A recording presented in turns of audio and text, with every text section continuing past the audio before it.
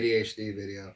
So for today, what we're going to talk about is ADHD and how it impacts relationships, and what perhaps we can do to help out ourselves and our significant other that might have ADHD, or perhaps a close friend or family member.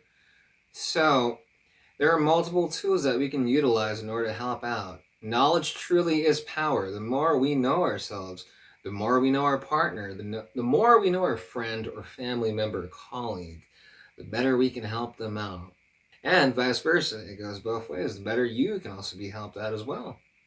Whether it be by you refining yourself or by somebody else helping you out with the needs that you need. So while in grad school, thankfully, I was blessed with quite a bit of helpful resources they provided me that I wanted to help you guys out with too, because they have been of a lot of help to me. And after reading so many posts on Health Unlocked about one partner being fed up or up the wall with their significant other or spouse, and after speaking and working with a lot of people myself who have ADHD, and seeing the struggle in their own relationships, I really want to bring some insight and I really want to bring some help, because having ADHD is no joke, as I've said in a lot of other videos. So I really want to help you guys out with that.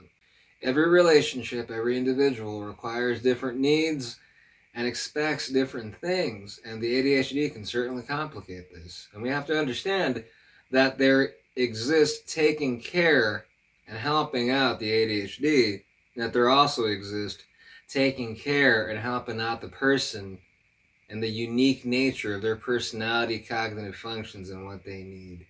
So in this one, it's going to be a little mixture of both. So I wanted to provide a couple of resources to help you and your partner out. Let's do a little deep dive, shall we? Resource number one, we have the Myers-Briggs, the infamous MBTI exam. Carl Jung and the 16 personality types. Now, amongst those 16 foundational personality types, there exist subvariants of those personality types, and there are millions of subvariants. So you can have two people with the same personality, they can be two different people entirely. So what I recommend you do, I left the link down below, where you can take the examination and find out what your own personality and cognitive functions are. And then you can find out your significant others as well. So I recommend you take the test 3 times and be completely honest. And if you don't know a word or what something means, please look it up. You want to be as realistic and as honest as possible to yield the best results. So I recommend you check that out. And then you find out more about yourself. And it's going to help you understand more of this video. And then perhaps, if you'd like, you can watch one of my other videos, ADHD, and how it impacts the different personality types. It'll give you a lot of insight into the pros and cons and how ADHD is involved. Moving along, we have the second helpful link and resource being provided by yours truly.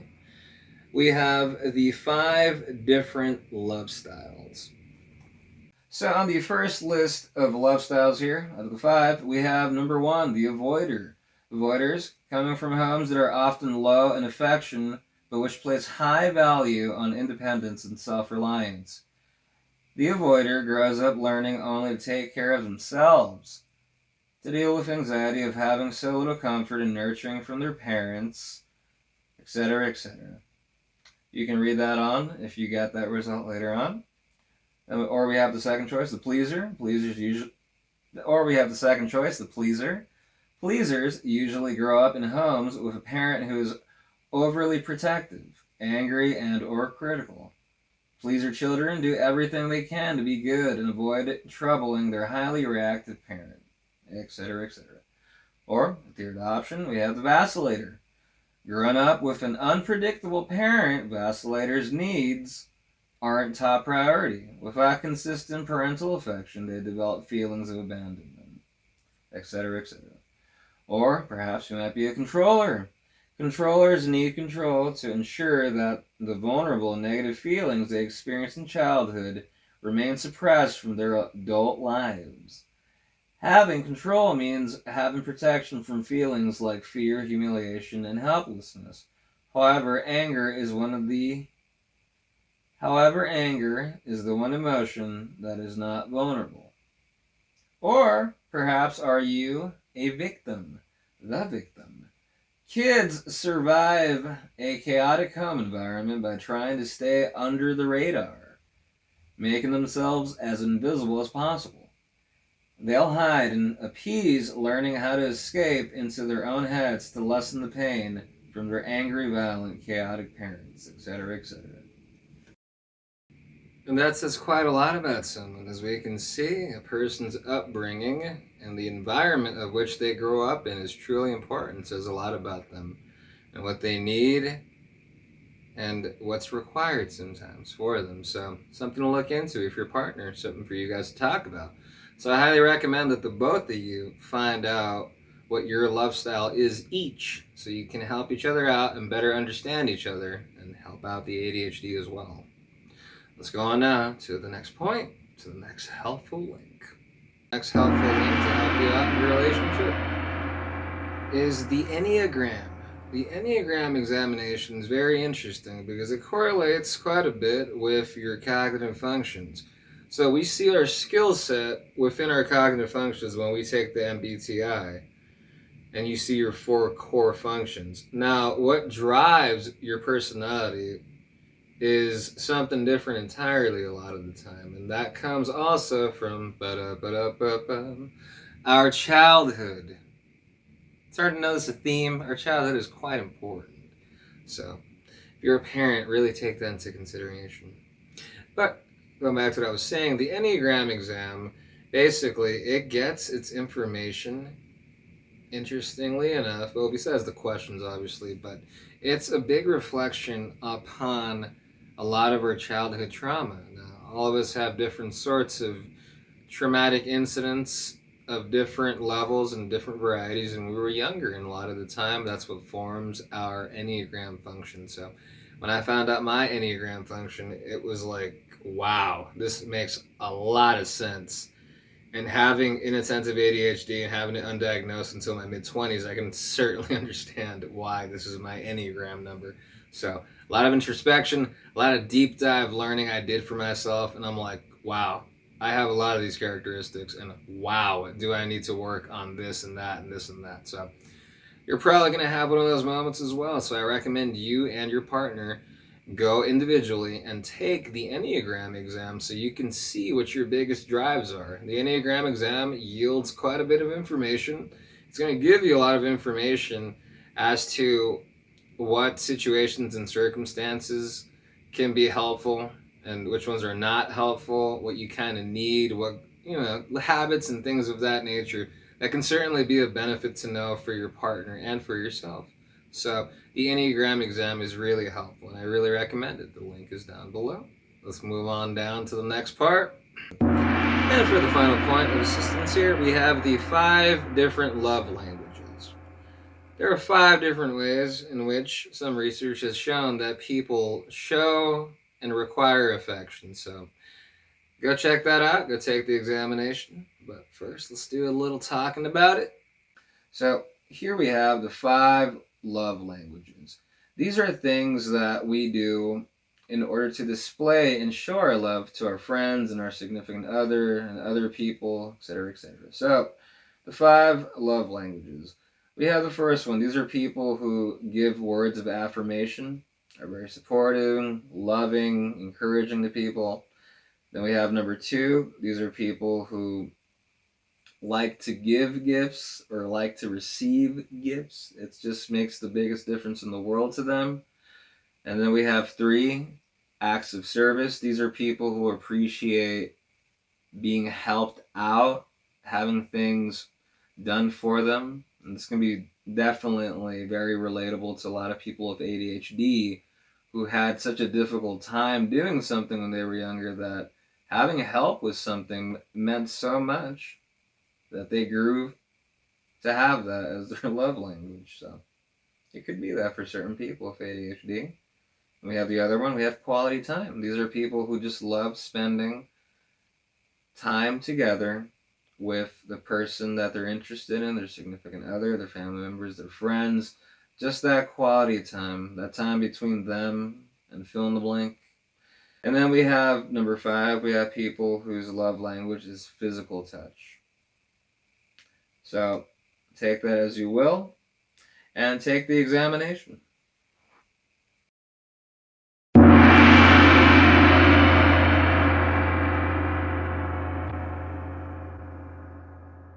So we're going to continue on with the MBTI relationships.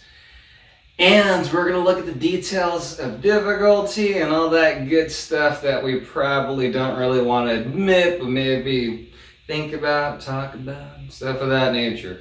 Relationships are no joke, and when you got ADHD, that relationship can get a little rocky. So, research has shown that the different implications of the different personality types and the cognitive functions they're in can really complicate themselves, and it's different. And I truly believe the more you know yourself, the more you can tame and handle the ADHD, and life becomes a whole lot easier. Doesn't mean we don't have to work hard, of course, but life does become a lot more simple. The more you know yourself, the more you can refine yourself, the more you can keep yourself on check. So, let's do a little learning, but let's keep an open mind and understand that a lot of the points we're going to discuss today might not always apply to the personalities that we're talking about. And speaking of which, without further ado, the introduction to the special guest of honor today, we have none other than the ISTJ and the ISFJ. The ISFJ and the ISTJ are both known as SE DOMs, and they're both what's known as NE Inferior. What the crap does that mean, Wilhelm? Well, let's do some learning. Let's dive on into it, shall we?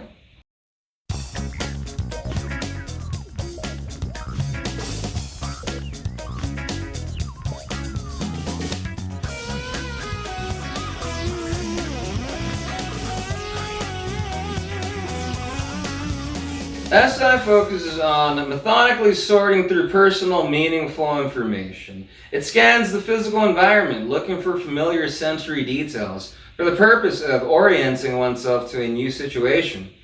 When SI DOMs rely too heavily upon SI, they will identify with SI's activities, using their past experiences to construct the foundation of their identity. Because of this, SI will continually feel threatened by the NE perspective, because NE has the potential to disrupt or shatter one's ego image.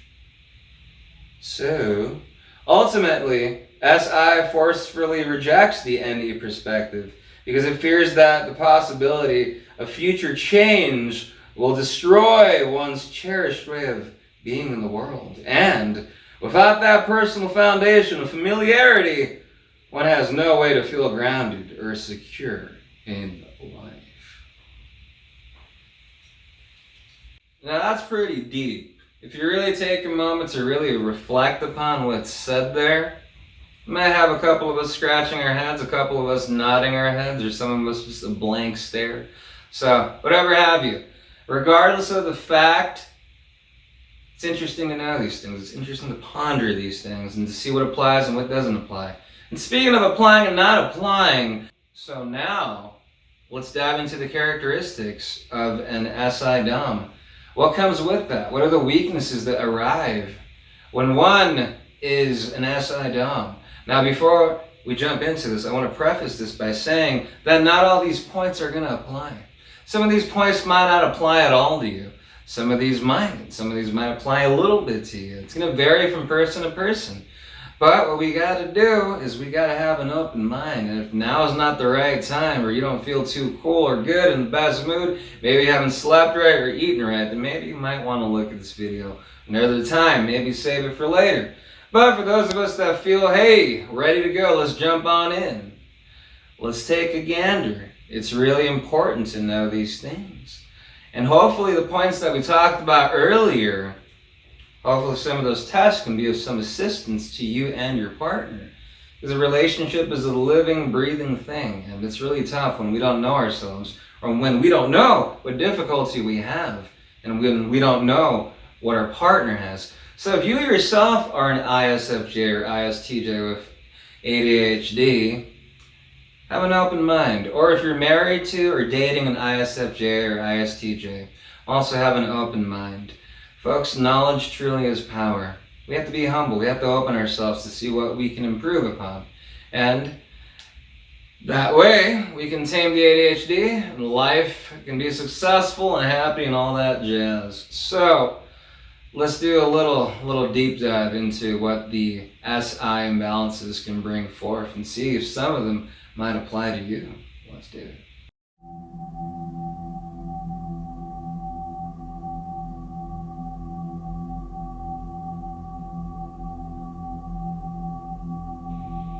Okie doke. So, the points that I highlighted in red are usually very associated from what I've seen in my research and in my own anecdotal evidence, so to speak, of what I've seen around of people I worked with.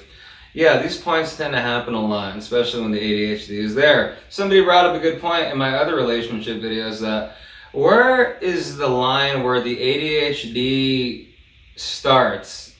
And where's the line where the personality type issues are just the issues that come with the personality?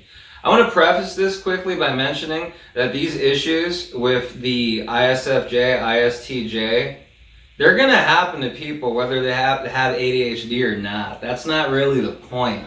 The point is that some people who are ISFJs or ISTJs with ADHD are going to have some of these problems in excess, meaning they're going to happen a lot more than they would to maybe an ISTJ or ISFJ that doesn't have ADHD. But you never know.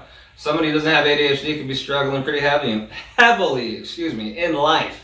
So it all varies. But I truly believe that where the excesses of these difficulties happen amongst the personality types, that's where you cross the boundary between ADHD and the difficulty of the personality. It's in the ratio, how much of these issues happen, how intensely, how negatively they affect your life. Can you tame them? Do they take over you? Stuff of that nature. That's what you got to keep in mind when we talk about these. Okay, I'm going to try to be as nice as I can, and hopefully it can open up your mind to some of these and you can start working on them. And something I admire of the ISFJ and ISTJs is a lot of the time the ones I work with, my close friends who are ISTJs and ISFJs, is that they are always willing to work on themselves or some aspect of themselves.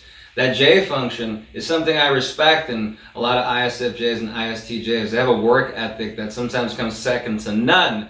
But at the same time, when we work ourselves a little too hard, that's when things get cray-cray. And then the eruption of tempers and just brutal sayings that can come out of the ISTJ and ISFJ. How do I know? I've been there. I've been at the other end of it, unfortunately, and it does tend to happen. So we got to watch out not to overwork ourselves or put too much of a load on our shoulders. That's something I think every person with the J function needs to kind of, refresh and consider every so often, because it's really important. So, anyway, enough of the infomercials. Wilhelm, get to the stinking points. Weaknesses of SI dominance. Now, first point, weaknesses usually stem from SI-NE imbalances. Now, second point, have trouble enjoying the moment due to fear of the future. Being present in the moment and just relishing in the moment is something I've noticed a lot of people with the J function seem to have difficulty with. Not everyone, but a good amount of them. So anyway, something to consider. Next point, only attend to information that is useful to themselves. Now, I'm not an ISTJ. or ISFJ, but that's an issue that I myself have. If the information is not kind of useful to me, it's like, well, why the crap do I want to know about it? But anyway, though, so see, it goes to show you different personalities can have difficulties with these too. Anyway, first point in red, uncomfortable with change, uncertainty, ambiguity. Behavior perceived as inconsistent or hypocritical. So, I've been in a lot of workplaces and some places in school where I've worked with some ISTJs, whether it be the students or the teachers themselves, and I've noticed that, they don't really like when you change the status of something, especially the way it's always been done. If there's too much uncertainty, ambiguity, it's like if I've seen it before, I'll trust it, but if I haven't seen it, I won't see it again. and ladies and germs and the rest in between, yeah, that's not really going to work out, because for innovation to be a thing, we need to do things that have never been done before. Folks, if we would live under that mindset, a lot of progress wouldn't get done. We sometimes got to push the envelope, and we have ADHD and we have a low reward system. This can be very hard because we don't feel good already, and it's you want to change something that just works and helps me feel good, whether it's in the workplace or in school or wherever. It's pretty hard, and it creates a lot of anxiety. This anxiety can come from a lack of serotonin due to the ADHD, or for various other reasons. So something to consider if that's an issue you got. Next point, tend to lose sight of objective reasons for actions and decisions and excessively focus on their own personal priorities. Overly subjective. This is an issue I haven't seen as much with ADHD, but I have seen with some ISFJs, ISTJs, that unless it's of really high meaning to them and they kind of see the importance, they sometimes, sadly, won't go out of their way for somebody else, especially if the values aren't the same. So that can be pretty cold, especially when our family members or our significant other have different values and you just make them feel ashamed or make them feel bad, like you don't care, they're not important, or some aspect of them isn't important. So we gotta be careful. What we say and do, especially to our loved ones and close friends, it has an impact. Let that settle in. Your actions have an impact. Just like the stuff that makes you feel bad, maybe somebody calling you out on a mistake you did that you don't really feel you deserve to be called out on. That's how some other people feel when they want to share something with you, and you just brush them off because it's not important to you. It's important to them. Consider that the next time someone's showing you something and it looks like they're really pouring their heart into it, but it doesn't matter to you. Make it matter to you. Give the person their due and their time, just like you expect people to do that to you when you do a good job at your job. Consider that. It's very important. Next point, red. Difficulty understanding that making good choices involves careful consideration of future possibilities and finding better methods, i.e., progress does not come simply from adhering to established rules, methods, or procedures. Modification. We have to refine our systems. We have to refine ourselves in order for progress to come and people to improve and systems, organizations to improve. But sometimes we're so gung-ho on the way things have been done because we might even be too lazy because of the ADHD. Heck, I know people with ADHD, they have such a hard time learning something one way that when they learn it, they don't want to learn any other way because it was hard enough the first time. So sometimes the ADHD might come in and do a little interference and might stop us from learning or wanting to learn things that could be of great benefit.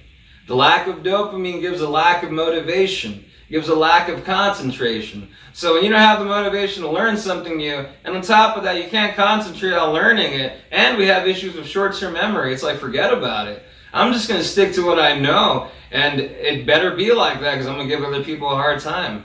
That's going to mess you up in the long run. You got to take care of the ADHD at that point. Whether it be with treatment, whether it's supplements, medication, working out, a diet, or all the above. It makes the ADHD easier, and it makes it easier to learn new systems. But if this is more of an issue with a mindset that perhaps is a bit narrow in some ways, perhaps, maybe it's time to start opening your mind and opening your heart to new ways of doing stuff. You'd be surprised how much easier some things become with refinement. Next point, can appear inflexible, dull, dogmatic, rigid to others. Oh yeah. With some of my ISTJ, ISFJ friends, yeah, those characteristics can certainly be tied to them. But regardless, I love my friends very much who are ISFJs and ISTJs. They're super hardworking people. But at the same time, that inflexibility, that dogmatic rigidness, do it or else. Yeah, it can cause a lot of problems. Because at the same time, hey, if you got ADHD and you got people treating you like that, is that really fair? Not really, right? When you have ADHD, you're going to have difficulty with a lot of stuff. So I'm certain that a lot of ISTJs and ISFJs with ADHD probably wish that their parents or some of their teachers perhaps had a little more slack on them and helped them out and was a little more considerate to them. I don't know, I'm just saying. But from what I've seen from some SI parents is that one of the parents or both usually one of them can be pretty intense and can sometimes not kind of give the attaboy or attagirl pat on the back. You did a good job. That can create some hardcore resentment. And it sucks. Especially with those ISFJs and ISTJs that work hard and work to pick up the slack that other people aren't doing. So if you're a partner to an ISTJ and ISFJ and feel that they really work really hard and don't get a lot of credit for it, give them the love and understanding that they deserve. You're their partner. Let them know that they're appreciated for the hard work that they do, if you're not doing so already. Next point, prefer to handle details themselves rather than delegate. Distrustful. So I've worked with a lot of people with the J function, and I don't think that's just an issue of the ISTJ, ISFJ. I think it's an issue that some people with the J function have, that they just think, well, you know, if you want something done right, you got to do it yourself, and then they just throw a bunch of baggage over them. They come off from the job, they're pissed, and they just treat everybody pissed poorly. So something to watch out for. You can train people to do stuff. At the same time, you got to have other people do stuff too. It's just because it's going to make it a whole lot easier on you. And if you got ADHD, it's certainly going to make it a lot easier on that. Next point in red, stick to their own plan, sometimes irrationally. Even when the results come out negatively, tend to persist in what they should give up and give up on. What they should persist in. Stubborn. So certainly there's a sense of pride sometimes that, hey, this is the way it's been done, this is the way my father, my mother, my grandma, my grandfather, great uncle Ted, or whoever the heck. Sometimes with these traditions or ways of doing things, it's kind of like, oh, I know how to do this the best, or stuff of that nature. That really narrow-minded way of thinking is going to lead to a lot of problems. It's okay to admit you did a mistake. It's okay to admit that the choice you made was not the best choice. That's something I really want to tell a lot of people with the J function, that no one is going to knock you out, take you out, or make you feel horrible if you admit to a mistake sometimes. Unfortunately, a lot of people with the J function come from a family where one or both parents or other family members are brutal when a mistake is made. And that can make someone with the J function, in this example an ISTJ or ISFJ, feel like they can't admit their mistake, like they have to hide it. It's almost like they feel they're like, even if their parents aren't alive anymore, like one of their parents is going to come back and do something horrible to them. It's a sense of anxiety. You tie into ADHD, the lower reward system, the anxiety can get even higher. I've been around some people with the J function that have such a hard time admitting when they've overdone something or when they've done something wrong, because they feel they're going to be shamed to hell when they admit it or if they admit it. And I want to tell you, that's not true. A lot of people respect when someone can own up to their mistakes. I'm one of them. If you need that motivation to start standing up for yourself and start telling other people, you know, I was wrong, I messed up, I'm sorry, I'll work on it again. It's okay to do that. If you've been feeling like doing that, now's the time. Let this moment be the inspiration for that. If you feel you need that, or if you feel that you need to tell your partner that, because it's really important in the well-being of an ISFJ and an ISTJ. Next point. Get easily offended if people do not honor the same principles / values as they do. Can be nitpicky. Next point. Can forcefully take over other responsibilities. Overbearing. Next one in red, can overburden themselves with helping others and neglect their own health or feel guilty for having their own needs. Too sacrificing. Now, that's a very humanitarian, empathetic thing to do. But at the same time, you don't take care of yourself, and good Lord, it's going to get really intense and really bad because you're not going to be yourself. You're going to be, as a matter of fact, your shadow personality. The ISTJ turns into the ENFP. Good Lord, an unhealthy ENFP can be absolutely toxic. And the ISFJ turns into their shadow personality, which is the ENTP. Another personality that can be absolutely toxic. That's not saying that the ENFP, ENTP, they can't be cool people. They are. There's plenty of cool, balanced ENFPs and ENTPs out there, but when they're toxic and not healthy, ooh, it's going to bring a lot of problems. So, that can happen to the ISTJ and ISFJ as well. By the way, in case you're wondering, what the heck's he talking about? The shadow personality is when every letter of the 4 letters of your personality switches to the opposite and one becomes their inferior functions, basically. You become your shadow personality type. It's the part of you that was never really trained or refined. So all the ugly and pettiness and everything just pops out, and yeah, you're not really yourself. So that's what can happen if you overwork yourself. So be careful. It's really important. Next point, easily embarrassed if they do the wrong thing. Too concerned with appearing proper, image conscious. You get a problem with that, start working on that. No one's perfect. And if you try to live that perfect image all the time, you're going to go crazy. God forbid you button the wrong button in the shirt, and then you go and talk in public or something. Yeah, we really need to calm down with that if it's that bad. So, next point, high pressure to maintain inner stability can lead to irrational fear of change/risk, as well as paralysis when faced with major decisions or important turning points in life. Next point, difficulty integrating knowledge that is seen as unnecessary or unrealistic. Now, last point, again with the innovation and the change, we got to be careful though, because a lot of things that were maybe thought at one point to be impossible, unrealistic, or unnecessary, we see now is very necessary, very realistic, and most importantly, very possible. So I've worked with a number of ISFJs and ISTJs that have told me you can't do that, it's impossible, etc., etc. And of course, I come back, prove them wrong. It happens. The cool thing is about some of my ISTJ friends and ISFJ friends is that they'll admit to me when they were wrong. They have the maturity to do that. Why? Because I'm not going to rub it in their face afterwards. I'm not going to be mean to them and stuff like that. So if you are the partner of an ISTJ or ISFJ and they admit to doing something wrong, do not jump on them and be like, "You see, I told you so. If only you would." If you do that, you're going to piss them off. And they're probably not going to want to tell you they messed up again because you're going to be ragging on them and making them feel bad. So be considerate as a partner. So be considerate as a partner if that's an issue you guys struggle with.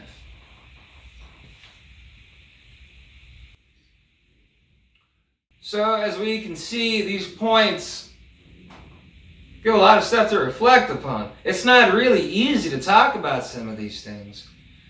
It's not really easy to reflect or admit, hey, you know what, I might not be too good at that or this or that or whatever. It's okay. When I learned about my own cognitive functions and difficulties I had, I was like, shoot, man, I struggle with a bunch of this stuff. I really need to start working on it. I thought it was just me. But no, it turns out that other people with my own cognitive functions, same struggle. Same crap, different person, so to speak. So, for me though, once I saw what I struggled with and I saw it concretely, I was like, screw it, man. I'm going to start working on this. I'm going to improve upon this. So, I truly believe that you can too, or that your partner can too. So, it's worth giving a shot to. Knowledge is power. We can really, really improve our life quality and that of the quality of our relationship and home life as well. So, with that being said, I want to jump to some even more intense stuff now.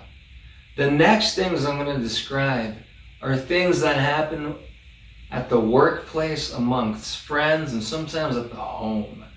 The next couple of points I'm going to present for some ISTJs and some ISFJs, these points drive SIs up the wall. It makes them feel horrible. It just makes them feel absolutely negative, and it just every negative characteristic imaginable. Not all of these things, but a certain amount of these perhaps do. And maybe you as an ISTJ or ISFJ watching weren't aware of this. Or maybe you're a partner of an ISTJ, ISFJ, and you weren't aware of this. So it's important to know, because where you go, who you hang out with, what's going down, whether the ADHD is taken care of, all these things are going to make a gigantic impact. So it truly is important to know. You might be working at a job where your cognitive functions are totally just being trolled and not appreciated, and people are constantly making you feel bad, and you're at a job where you're miserable, but you don't know exactly why. So let's take a gander at these points. Let's have an open mind, and let's do some learning. Let's jump in. Moving along now, how SI DOMs are triggered, what to be careful about. So, SI DOMs can be emotionally triggered in a variety of ways, such as being contradicted by someone who is not in touch with factual details. Hearing people reject factual data. Believe me, folks, that's something I absolutely despise as well. So I relate to that. Being reminded about past mistakes or embarrassments. I just talked about that. Making repeated mistakes. Hearing suggestions about implementing useless or unnecessary changes for the future. Dealing with people who are deemed impractical or unreliable. Lack of follow-through from others. Feeling unappreciated for their hard work or responsible nature. Being criticized for being inflexible, being interrupted, being forced to deviate from plans or routines without warning.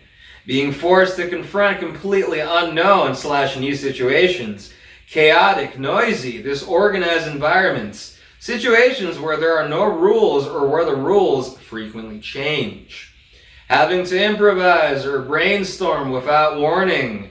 Being overwhelmed by responsibility yet unwilling to delegate or relinquish control over details.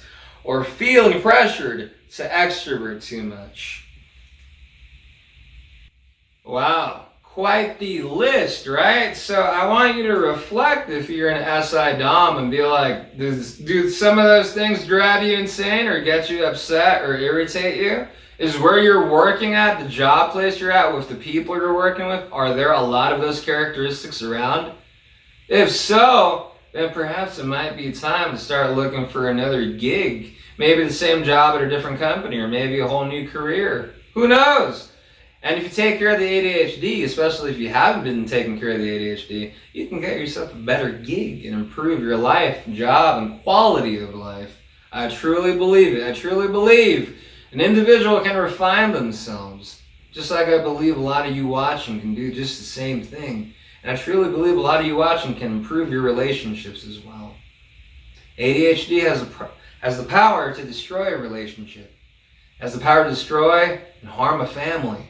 But if we know ourselves, if we work on ourselves, if we work on the ADHD, and if we own up to the stuff that we struggle with and accept it and start working on it, we can make wonders. We can really improve our quality of life. So, I hope this video showed you something. I hope it opened up your mind. I hope you learned a lot. And I hope maybe that you can apply some of these points. And I hope that maybe your partner and you can work on these things. I truly want to help out people with ADHD. I work with so many people with ADHD. It's my target demographic. As a psychologist, of whom I work with is the ADHD community. The ADHD community, we're learning more each and every day, I'm happy to say. It's a work in progress, one step at a time. But it just takes that one step.